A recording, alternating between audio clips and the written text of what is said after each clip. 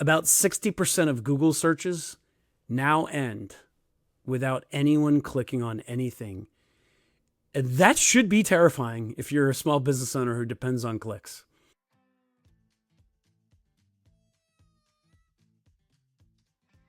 For most of the history of business, the big guys won the marketing game by default.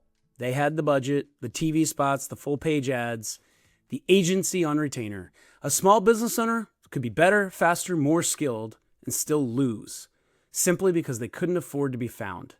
It's Goliath crushing David. I know, David beat Goliath, finally. But David didn't beat Goliath because Goliath got weaker, and David didn't really get stronger. David beat Goliath because he had access to something Goliath didn't see coming. Right now, and I mean right now, not eventually, something is happening to the way your customers find your business, the way they find you. The old game, the one where your budget determined visibility, the game Goliath was really good at, that game, well, let's just say the rules are changing and your budget isn't the new currency. AI is handing out a sling and 5 stones to every small business owner willing to pick them up. And most of Goliath's marketing department hasn't figured out that the rules have just changed. Today, we'll cover what changed, why it's the biggest opportunity for Main Street business in a generation, and some specific tools that let you walk onto that field and actually win it. I'm Joe Downs. With me is Peter Swain. We're just a couple of successful idiots using AI to simplify our lives and optimize our businesses. Peter, how are we today? Fantastic. We had summer. It lasted 3 days. We're back to rain. It's good old Britain. I thought you were going to tell me it lasted a couple hours. I was going to congratulate you, but 3 days. It's a lifetime. Long enough for everyone to complain that it's too hot and they didn't have air conditioning. You probably don't. I remember when we traveled over there, we had to search for hotels with air conditioning. It was interesting.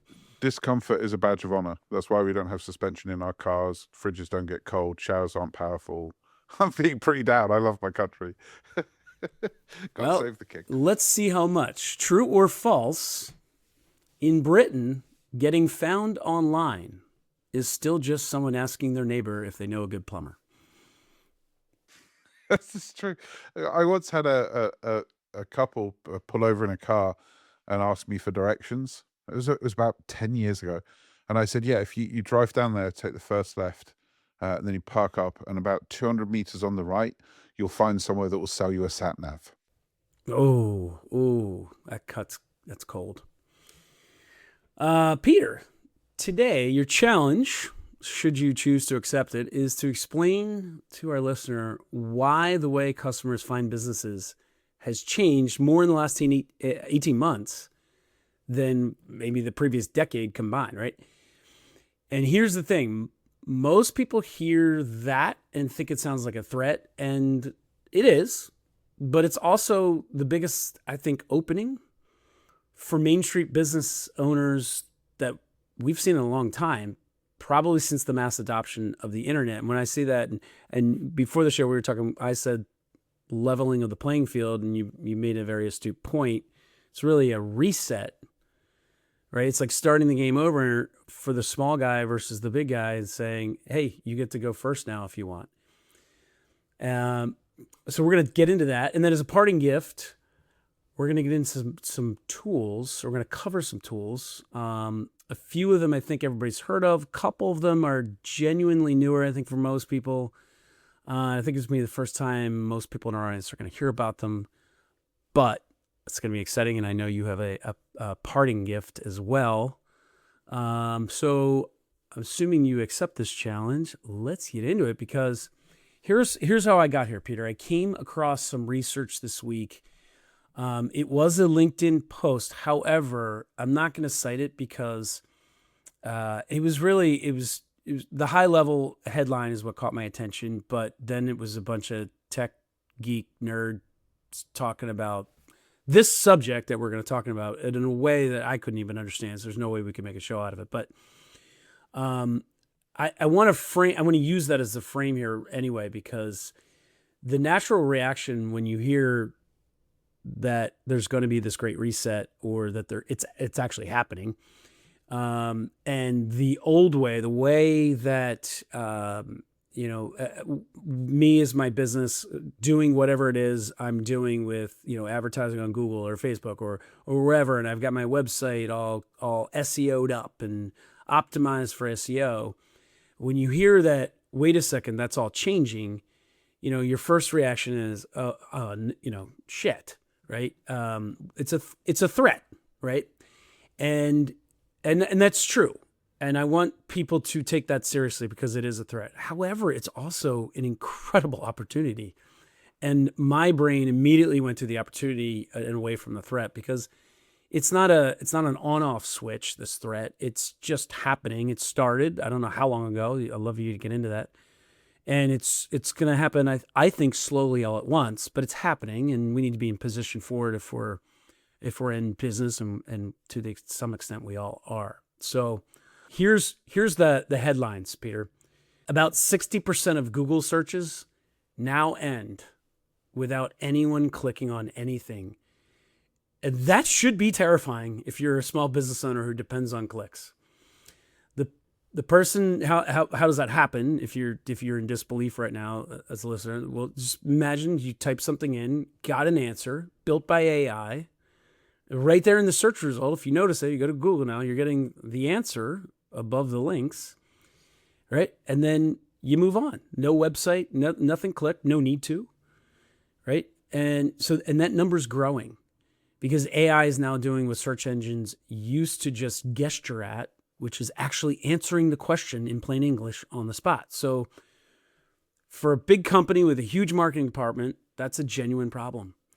They built empires on clicks, on paid traffic, on the assumption that you'd always need to visit their website. And that assumption is slowly all at once being yanked out from under them. And I'm sorry, apologize for being long-winded because I need to paint the whole picture for everyone here. But for the small business owner who's credible, specific, and clear about what they do on their website and who they serve. And Peter, I know you, and I want my listener to know that I used those exact words measuredly. And I'll say them again. The small business owners who is credible, specific, and clear about what they do and who they serve on their website. If that's what you are, this is the first time in decades that playing field is actually resetting. Because Peter, the premise I want you to explain to our listeners is the concept that AI doesn't pick winners based on who spent more money on Google Ads now. Or ever, I guess, if it's AI. It picks winners based on who it trusts. And trust is something a solo operator can earn just as fast as a corporation if they know what to do. So walk us through what's actually happening here, because I want our listener to understand the opportunity before they hear the homework we'll give them. Okay, so the first thing, just to talk in something that I've said a few times in different spaces, is that the only difference I can see between an entrepreneur and a non-entrepreneur is an entrepreneur sees change as opportunity, and a non-entrepreneur sees change in through the face of fear. Because you can't make money if there isn't change. We just did a great episode talking about real estate in New York. Well, if the same person owns the same building and never sells the building, you literally can't make money. If you're a roofer in Boise, you're going to earn significantly less than if you're a roofer in Florida, because every year hurricanes sweep through Florida and roofers go to work. Like and you can see, and it's true, that hurricane sweeping through Florida is a bad thing. Of course, that's a bad thing. And you can be fearful of it, which you should be, because it's a hurricane. But you can also go, wow, okay, what's the opportunity? And if you think about it across all business, it's the same thing. Change is opportunity. That's where it lives. So this is a change. So yes, you should be scared of it and fearful of it and respectful of it, but you should also, as you said, see it as an opportunity. So, right, let's unpick some of this. Maybe start with how was it? Maybe quickly frame for me, right? The primary idiot here. How did it work before? right? I mean, I alluded to it with SEO and this. That. How does that actually work without getting too technical? What's changing now, and then we can get into how obviously why it's so important is it should be obvious, but what we can do Okay. about it. So let's go. I'm going to go so far back that I hope it's helpful. Yeah, So great. you've got Paige and Bryn. Paige and Bryn met at university. One of them had the desire to catalog information. How do I download web pages and categorize it? And one of them had the desire to rank the information. And they were working on separate projects, and they went, hey, these projects could work really well together. So the way that Google started ranking stuff was a system called PageRank. And what PageRank was based on academic papers. So what I mean by that is if an academic paper is good by how many other academic papers cite your paper. Okay, so if Joe wants to study biology, Joe doesn't need to develop an expertise in biology to be able to evaluate the source material. What Joe can do is say, hang on a second, this is cited by 750 other academic journals. Well, then I can trust it. So Google developed this system called PageRank, which looked at how many sites linked to your site, what's called a backlink. Okay, so that's the first decision, and that still propagates and is still very relevant today. The system of PageRank has become more obfuscated; it's not as obvious anymore, but that is still happening. So there are two things that you need to do to rank on Google historically, and those two things still the streams of work still exist in ranking on ChatGPT, Claude, etc., but the tactics to do it are slightly different. The first is what's called on-site, which is stuff that you do on your website. Right. So it's stuff that's eminently in your control. How is it written? How is it structured? Does it have the right, what are called markdown things in the background? Is it a certain length of text? Does the website load quickly? All of there's hundreds of these things, but basically is it good? Is it structurally good? So to the business owner, none of the things that we think makes it a good website. Like, is it pretty? Right? Very not important. Yeah. Okay. Is it fast? Incredibly important. Also incredibly important for conversion as well. So yeah, you want to kill your website from a Google perspective and from a conversion perspective, put a modal up when the person hits the website offering them a special offer.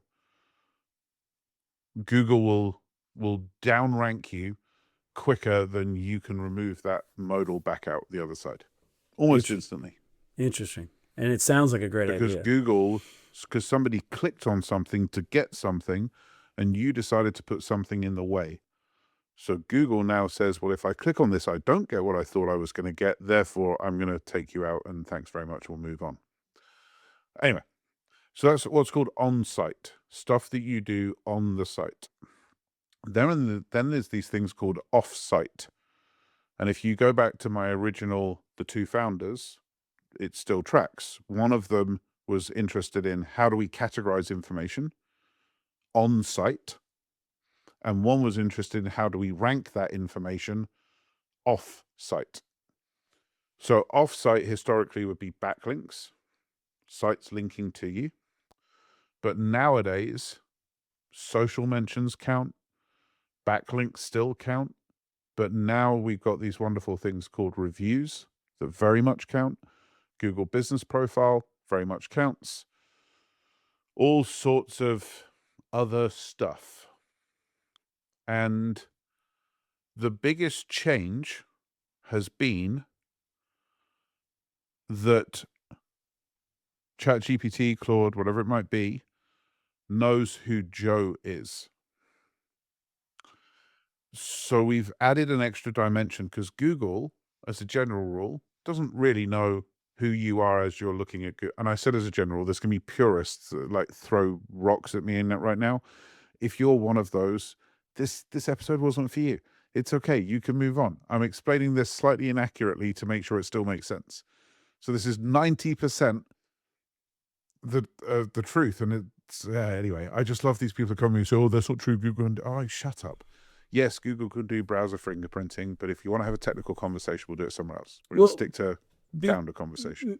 I'm going to ask a question that maybe isn't as relevant here, or you can punt it down the line here if you want. But in summing up how it still works and used to work with the evolution of it, where does the sponsored link? Where does the money, the corporation throwing money at the situation versus me, the local business, let's say, who doesn't have the budget? Where does that factor in all this? Well, they still have an advantage, but they have an advantage more from an engineering perspective now. So let's take everybody should be doing what I'm about to say. The problem is most small businesses don't do it. You should be paying people to review you on Google. Now, you should not be paying for fake reviews. That's not what I just said. So, for example, I worked with a dumpster rental company, and we put in a little workflow that said after every booking that was completed, it would send the person a message that said, hey, thank you so much for working with us. Please do review us. It makes a huge difference in our ability to reach the community and help people. And as a thank you, we have a monthly draw for where we pay for your gas card. I think we did like a $500 monthly draw for everybody that reviews us. And review volume goes up from 1 or 2 a day up to 20 or 30 a day. Now, why is that so relevant? Is because the average locally geo-fenced business, the majority of their traffic comes from Google Maps. Almost 90% is a map-led view. The person might have gone into google.com, but the thing that then pops up if you search for storage facility in Boise will be the Google Maps. Yeah, of course. Yep. Google Maps ranks people based on reviews. Mm-hmm. So if you've got 100 reviews and your competition has got 400 reviews, it doesn't matter whether you're half a mile closer, your competition will appear above you. And the distribution of traffic from 1st to 10th is an inverse hockey stick. So first place in Google gets around 80 to 85% of the traffic. Second gets about 10. Third gets about 5. And then it gets really freaking depressing. So yeah, when I used to run an SEO agency, we used to work with this. People come in and go, yeah, my SEO company's done great. I've gone from 28th to 23rd. It's like, and how much extra money has that made you? Right. And they're like, well, but we've been working on it for a year. I'm like, no, you don't seem to understand. Right? These 3 slots are it. That's it. There's nothing else. Everyone from there downwards is seeking a job or at a university doing research. That's it. But where GEO, and it has different words like how do you optimize for the generative engines called ChatGPT, is when you, Joe, say, I'm looking for a storage facility, it now understands who you are because it has memory around who Joe is. So it knows where Joe lives, but it also might know where Joe has a summer house. And it also knows the size of your family. So it can now start tailoring its suggestions way more than Google ever could. Now, what that means is that this is where it gets really exciting. There isn't currently more traffic available from ChatGPT or Claude, although it is getting very close to parity competitive with Google. But the quality of that traffic is 1,000-fold. Because if somebody comes through Google, say they look for AI coaching for entrepreneurs, They're going to hit my website, and then they're going to click around my website, and maybe they fill in a contact form. Whereas if they go into Claude and say, I'm looking for an AI coach for entrepreneurs, and it says you should probably think about Peter Swain, they're then going to say something like, why? And Who it's is going Peter to take Swain? from, or who's Peter Swain? But it's going to take, for example, my client list, and it probably wouldn't talk about Ali G, but it probably would talk about Gordon Ramsay. So it's going to tailor the information it presents back to the user based on its understanding of that user. So I'm getting, essentially, this is the best way for me to put it, the perfect hype man. Specifically ChatGPT and Claude is tailored. doing the work for me. Specifically, this is the part I think that I want you to explain. Specifically tailored to what my search, or I don't know if search is the right word, my inquiry, my conversation with said AI, the context within that conversation, specifically tailored to the context within the conversation that I had with my AI chatbot, whatever, whether it's Chat or Claude or whoever. And I'm not talking anecdotally, I'm saying evidentially. When we say to people, where did you find us? We do $20,000 sales through the website of people that have talked to ChatGPT or Claude and hit a buy now button. Yeah. So let me with Google, we book a discovery call. Yeah. Oh, yeah, right. That I want to come back to that part in a second, but the example you gave a minute ago was a little creepy because it was me personally in my beach house and my kid, whatever it was. Let's make that my business. I'm launching Storage Moguls. I need an AI consultant or coach in my, I'm doing all this in Claude, in a Claude project.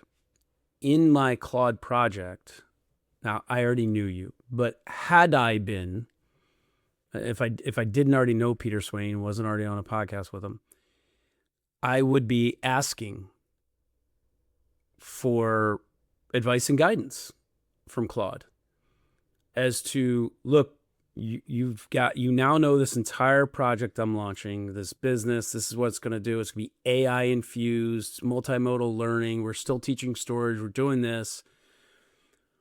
Who can help me launch this platform, community, education business? I need the best in the business at launching this type of business.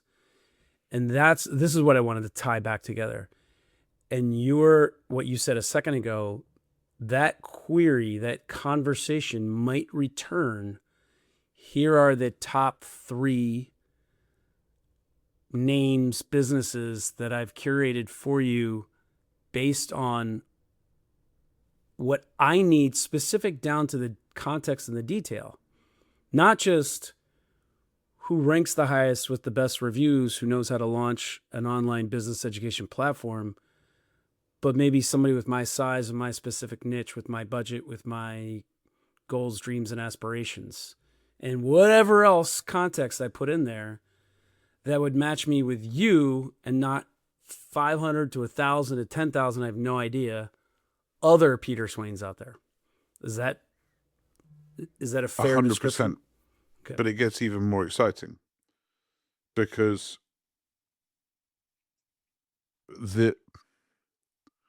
if people have listened regularly, which obviously hope they have, if you're first time here, hi. I loved our mustard episode. Can you explain the concept behind that, Joe? Just for people that didn't catch it. So when you're in the mustard business, you sell mustard, and you're exceptional at selling mustard. That's what you do. It's what you're known for. It's all anybody knows you for. When you're a sandwich shop, you probably started with a specialty sandwich, but most sandwich shops become just that, sandwich shop, because Peter likes ham and cheese and Joe likes roast beef and Tom likes turkey and this guy likes that. And well, I want to please not just Peter, I want to please Joe, Tom, Bill, Ted, Fred, whatever. And so I start expanding what I do. And in doing that, I dilute what my specialty is, what I'm really good at.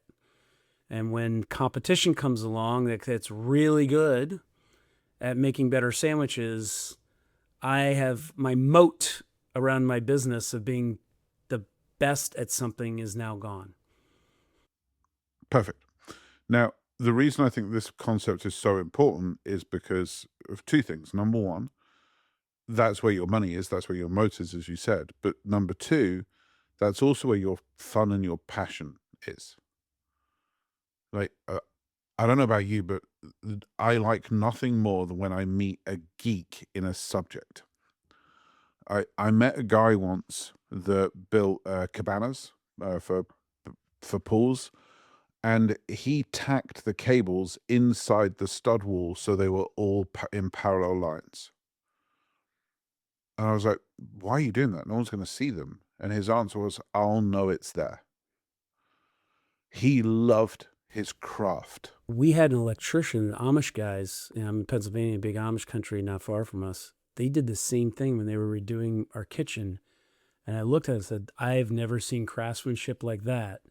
That's going to live behind a wall. And no one's going to see it but them and me because I know it's there. And by the way, I need to add something to the mustard example because it's critical to your point, and I left it out. The sandwich shop starts trying to please everybody because they want to grow, right? It's a way to grow revenue is to add additional products. When you're only selling mustard, your growth is limited to the growth of the mustard demand market, right? And I think that's important for what you're about to say because it absolutely is. Yeah, go ahead. I won't steal. So, no, thank you. It's good.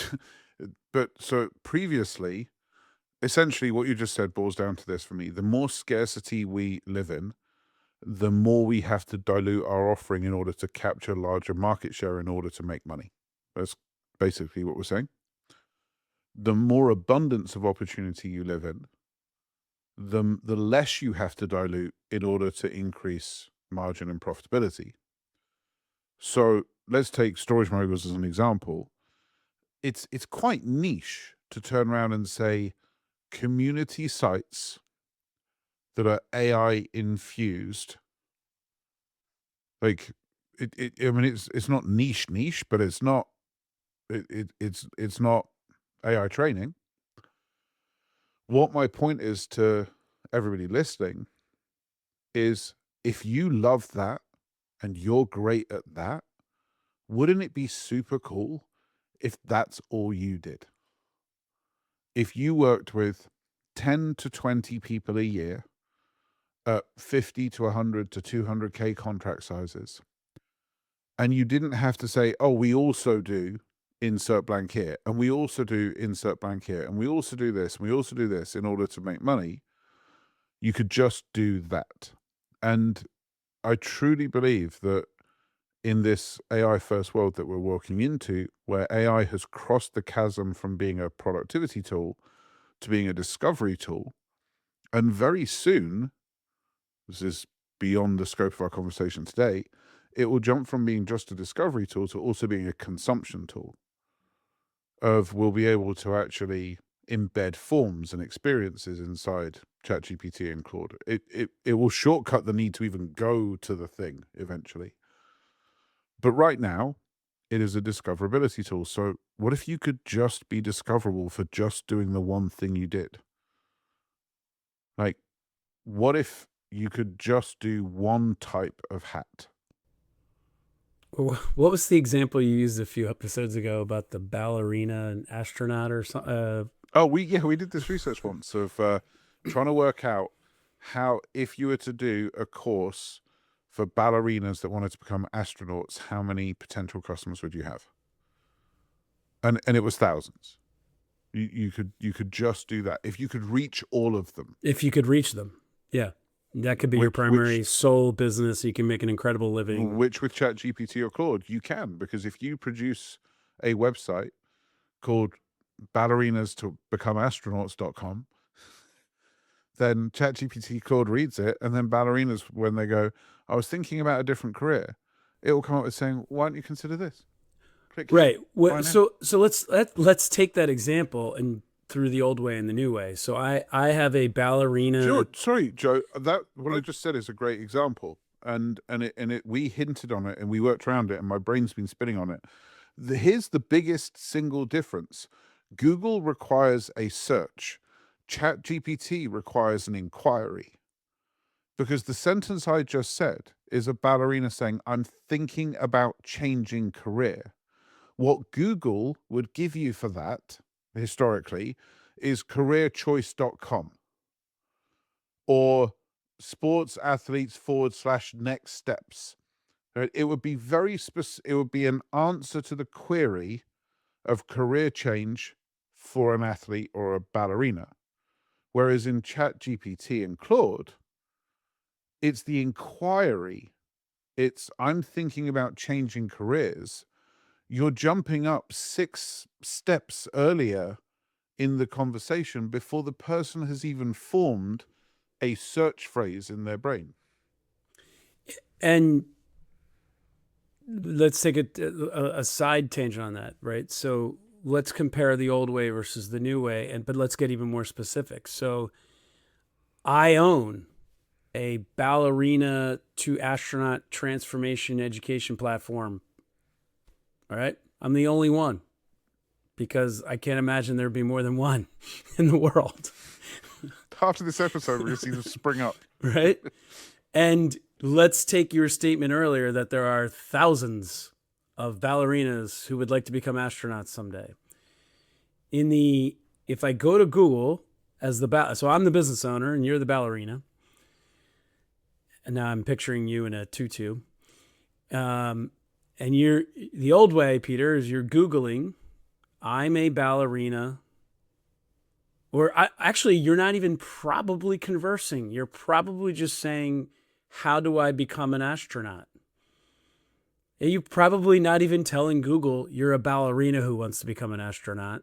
You're just saying, how do I become... give you nasa.gov/astronaut. And then maybe 4 links down, career change, because it sounds like a career change, like you were saying a second ago, right? But you're going to get space programs, this and that, but nothing specific that says, oh, wait, you're a ballerina who wants to become an astronaut. Well, that's different. Let me take you over here, right? And I think that's what we're saying. The new way is, oh, you're a ballerina. You're not a Navy fighter pilot who wants to become an astronaut, which has a very small gap of a learning curve, I imagine, since that's the first astronauts were Navy fighter pilots, right? I'm assuming that's the smallest gap. The ballerina to astronaut sounds like a different gap to me. Sounds like there's a little more distance there. And there might be some very specific things that I might need as a ballerina who wants to become an astronaut that my school happens to teach, train, and put you on your way to, right? So just the way in which you would search that I didn't even think about that before, 100%. is very different. You wouldn't even be having a conversation with Google. You would just be saying, I want to find my end result, not here's who I am. Now give me the best path to my end result. 100%. Now let's take our silly example and use like a really specific example. Imagine, because what I'm going to say should sound absurd. You would never go to Google and say, I fancy a new book. You do have that conversation in ChatGPT. You're right, because we haven't been trained to converse with Google. Correct. But all of the data that's getting returned to us when you go to ChatGPT, say, I fancy a new book, is search data.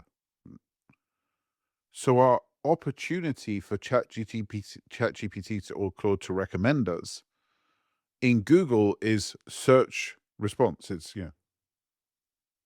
that's all it is. In ChatGPT, it's the entire gamut of the conversation becomes the potential inroad to our world. Yeah, when we're on Google, as smart as Google is, amazing as the company is, we're really doing stupid, dumb searches. They're uninformed searches. They're Yep. limited information searches. Yep. And Google is very, very smart, very good, but it can only work with what you give it. Oh yeah, I'm not knocking Google. I'm saying we are the limiting factor in the search there. Well, you never had the ability in Google to say, I want to learn Italian. I've previously tried to learn French and Spanish, but it didn't quite work. But I'm going to Italy in 12 weeks and I want to propose to my fiance. So I want to be able to order for her in Italian in the restaurant.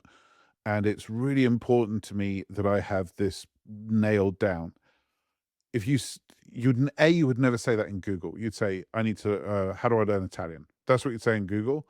And you're going to get back Rosetta Stone or Duolingo, which are great, but it's just lost all of what the backstory is as to why you want to learn Italian. So somebody could literally have a course that teaches a 12-week accelerated Italian program for people that want to impress their girlfriend. And you could make money from it. And forget the money for a second. You could serve through it and monetize at the same time. And by serving, you're enjoying it and monetizing. I'll bet you, or I wonder, how different would the results from a Google search be from I want to learn Italian to I'm planning a trip to Italy to propose to my girlfriend in 12 weeks at a fine Italian restaurant. Should I put it in and find out? Yeah, because I'll bet Yeah? you, Okay. I don't think the results will be that different. I think you'll still get Duolingo and Rosetta Stone or Let me whatever. find out. Okay, let's give me a second. Hey Jet, so I'm going to go to Italy in 12 weeks' time because I want to propose to my fiance, and I really want to learn Italian so that I can order for her in Italian. I can speak to the restaurant, I can speak to the hotel, and I want to propose in Italian. But I'm really nervous because I've tried to learn languages before, like French and Spanish, and I really didn't do very well. So give me like 3 options, 3 courses, like teachers, I don't know, but give me 3 ways that I can get this done in the next 12 weeks. Somebody that I can pay or something I can read or a course I can do or something that would help me with this. So you're Okay. doing an AI So, versus Google challenge right now. And what I was saying, and that's step yeah. 2, I think. Step 1, so you believe, I want the listener to believe this, is take that exactly what you did, copy and paste that, and put that into Google. And then your next search, just set in Google, I want to learn Italian. And I'm wondering how different the responses would be in Google. And I don't mean the AI generated response. I mean the top links you get. What are the top 3 positions based on 2 very different searches? One being what you just did with your AI assistant Chat. And the other, See, right. Okay. It's come back.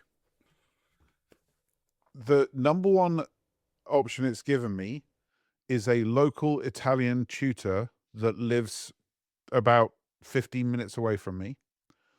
And the logic behind it is because you've not succeeded before in French and Spanish, I don't really want to recommend you an app or a course because I think you might need someone to help you through it because it sounds like there's some, its words, sounds like there's some psychological stuff going into this as well. And you said you want to learn very specific things because I said order, hotel. I don't need to learn Italian. I just need to be able to carry these 4 examples. The second was Pimsleur, P-I-M-S, because it knows that I'm trying to keep my steps up next to my health goals. So it wanted to recommend me an audio course because it said it doesn't want me to dodge this and not start. And the third is a coffee break Italian for immersion course, which is running in London this coming weekend. so for folks listening, The second one took into account your health because it knows everything about you. Right. So that's a whole, we've gone down that road before, but that's just, that's next level AI. It's not next level. It's pretty basic, but for a lot of people, it's next level. And that's incredible. And it is illustrating how specific these results are based on the conversation and everything that Jet, your AI assistant, knows about you. Can you copy and paste that same conversation you just had with Jet into a simple Google search and tell me the results? But I would never do that. I know, but do it. And really what I was saying while you were having fun is I don't think your Google search would differ much with that long, lengthy prompt, really, that you now pasted into Google versus I want to learn Italian in Google. I don't know that you'll get different results. Okay, so the AI search in Google, the bit we've been talking about, gives very similar. Hire a neuro language coach. Here's 2 options for you to use, but they're not local to me. Second is Pimsleur, the audio, exactly the same one for the second.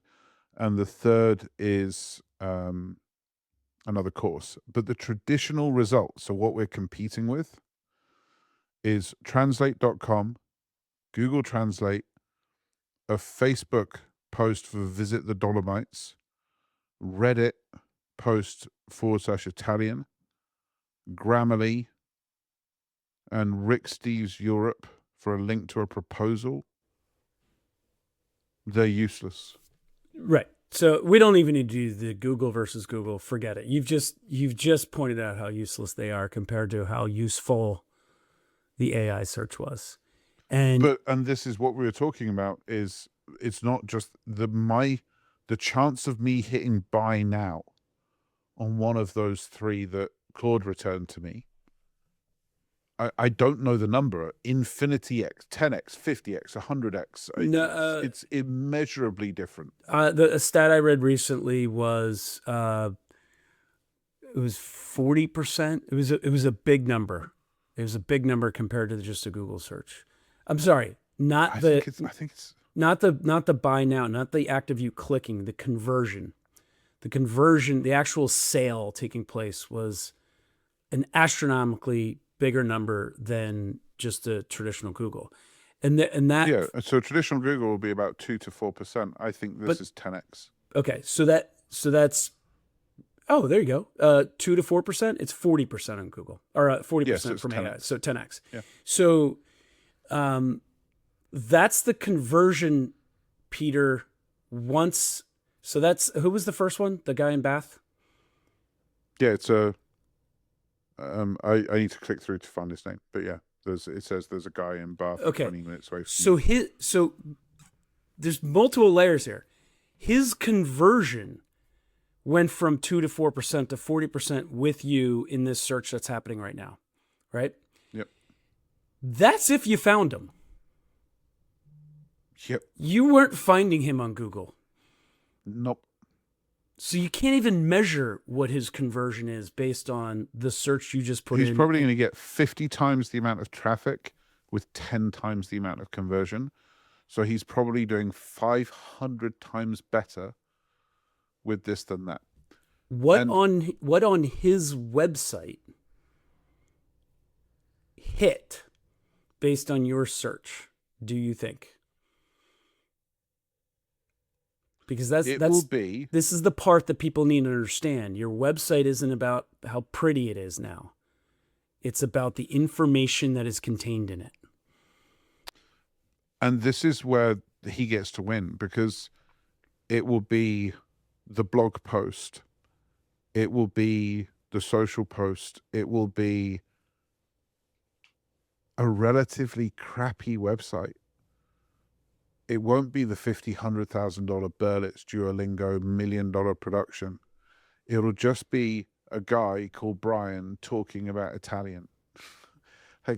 And how he's coached people to make or to propose. Or yeah. Buonasera Bath. Or mentioned the proposal at some point. I'm a local Italian, get you from zero to hero so you can travel Italy and find bathrooms and order at restaurants. Maybe he's got blog posts that say that, not I'll make you fluent in Italian so you can negotiate $1 million business deals, right? And I think the point I'm trying to get to, and it's the lesson is the lack of lesson almost, is I'm sure there's no strategy informing why he got ranked and promoted. So what would normally happen after literally 30 years running marketing agencies is somebody like him would have to pay somebody like me. And somebody like him probably couldn't afford to pay somebody like me. So he probably paid somebody 10 rungs down the ladder who gave him a generic strategy and made him vanilla. Literally made him meh, which is why the conversion rates dropped so low, because he had to say the right thing in the right way in order for us to get him ranked on Google. What I'm saying to people now is just be you, man. Just fill your boots. Just do your thing. And Like, what I'm saying is, as vanilla as he was, is his website, which means now all of AI knows, is simple. Simply put, what he does. Yep. Not how pretty what he does is, just and where this specifically what he does. Where this then gets so fascinating, and we're going to have to end this. I think we should do it to be continued on this, but this means for me, talking into personal experience, my mum has recently retired from being a full-time teacher for 40 years. And as it happens, ironically for this subject, she was a language teacher. So she spoke French and Spanish and Italian.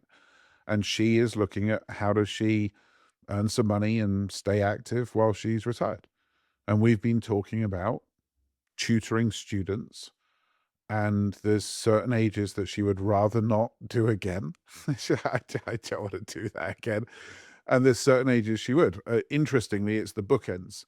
She loves the beginning of the journey, and she loves the 1820 piece of the journey, the piece, the Hellion years, as she refers to them. She's like, I could leave that alone. I'm like, great. So we can put a course up for those two. And that to me is where this gets exciting, of people being, as you know, not the side hustle, but the ancillary revenue that comes from just doing the thing you already love doing. You're right. We need to come back and do a part 2 of this. However, I don't want to leave people hanging, because we did say we'd give them some gifts, but we also cannot drone on about how to use this tool and that tool. I'm going to run through some tools that, like a toolkit. I'm going to name them. I'm going to name them quickly. You wax over quickly about this is how we're going to connect them all. And then I know you've got a gift that you want to give away here. So Peter, the toolkit recommended for taking your business into the GEO world, and it's really not, this is not a heavy lift. This is really easy lift. Front end, you need either ChatGPT or Claude. For your copy, you need Perplexity potentially, or something like it. Canva AI. The two types of tools, I'll name 2 of each, that might be newer to some folks. Again, none of this is going to be challenging, difficult, whatever. Gravity Write or Jasper, and Zapier or Make.ai. So that's the toolkit. Can you tell us how they string together, and then what your ever so generous gift is, and how folks can get it? So ChatGPT and Claude and Perplexity are all going to kind of sit together in a research mode. So we're going to be using those for phrases such as, hey, who would you recommend to learn Italian in Philadelphia? And we're assuming for this, it's not the person that's typing it in.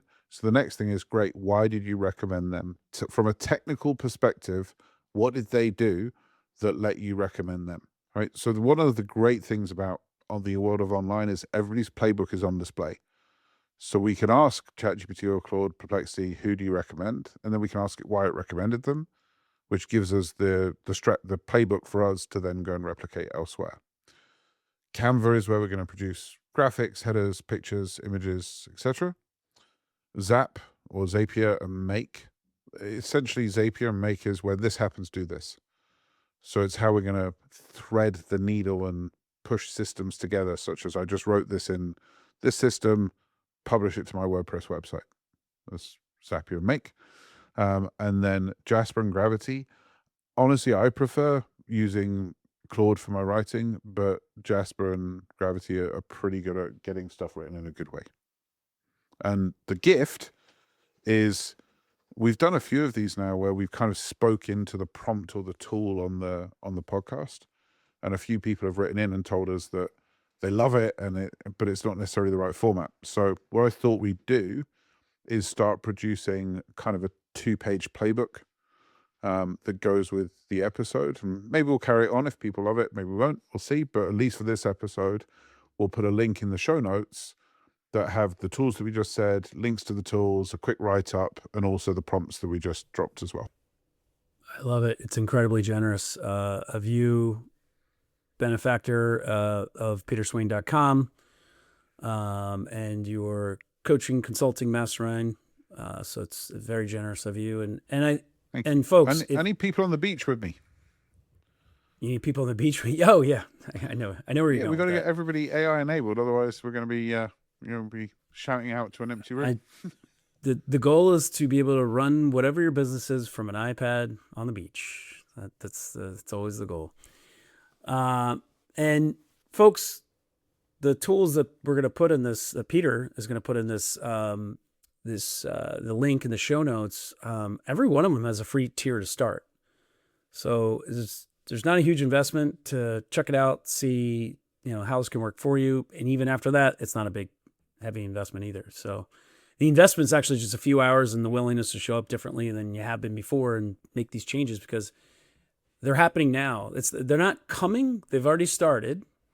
And so you're already, whether you realize it or not, missing out potentially, or maybe you are seeing an uptick and you don't understand why.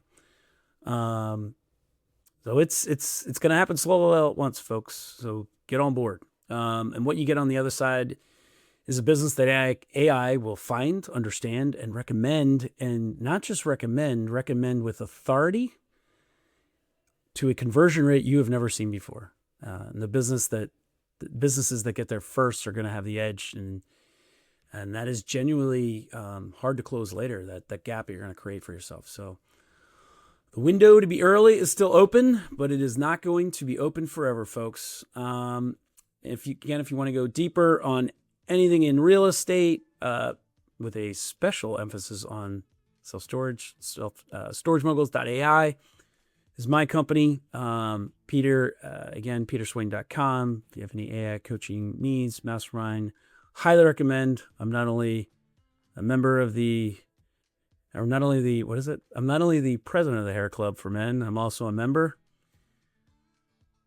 That's not a joke I should be making anymore if you're watching the YouTube. Keep those emails coming. idiots@successfulidiots.com. We appreciate it. Love hearing about your successes, your wins, and your challenges. We are here for you. We're having fun, but we love serving you as well. For Peter Swain, I am Joe Downs. We are your successful idiots. Thank you for listening, and we'll see you next week.